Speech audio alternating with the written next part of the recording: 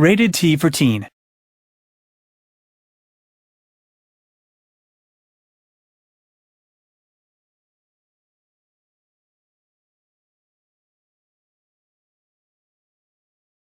Teamwork is very important in Enslaved. What we didn't want to do is end up with a game that was an escort mission for the entirety of it.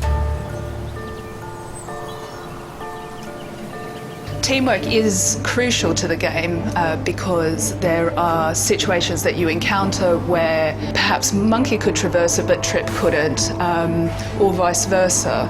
And so you need to work out how to get through the environment without killing Trip, because that'll kill you. So it's very important that the two characters work together to overcome the obstacles.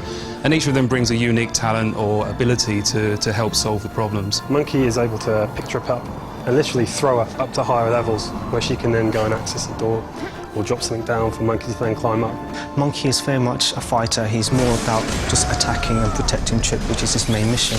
And Trip is there to be protected, but also she's got technical abilities that are way beyond Monkey. She can identify faults in some of the robots that Monkey encounters, and if Monkey uses that fault, he can, say, rip off one of the arms of the scouts and turn that scout into a walking bomb, which he then throws into a number of other robots and causes massive destruction. Monkey does the fighting, the clambering, the kind of violent action, and Trip does the reprogramming of technology, doing strategic reconnaissance, and basically together they work as a team.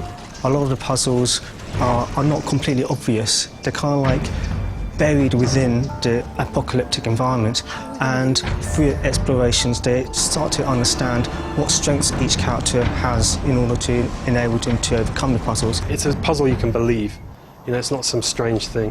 I think that's going to make it a lot more memorable, because you're going to actually go, you know, it's almost, you don't realise it's a puzzle until you're halfway through it and you understand, okay, I've now got to do this, I've got to do this, and it comes together. So in this world, the war ended about 50 or so years ago. There are mechs still around that will activate it if you trip them. These are mechs that have been left over from wars long ago, where they pretty much destroyed all of humanity.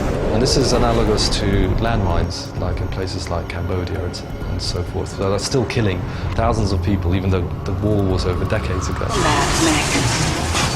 As soon as they detect any kind of human presence, they're going to reactivate and go through their old programming, which is literally to kill. There's a range of different enemies. I think probably my favourite enemy is the dog. And we say dog, it's not small, it's huge and very frightening, and it's a hunter-killer. The mechs will begin to learn if you start using the same attack patterns over and over. The mechs will adapt to that. They will start blocking more if you're attacking in a certain way. So you need to explore the different combos that Monkey has. We have to use the environment to maneuver yourself around. It's a tactical gameplay.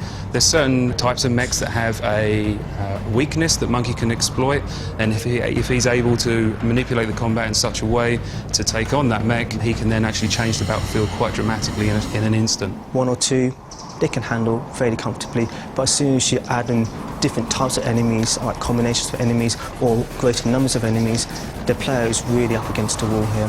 One can't actually get through this journey without the other.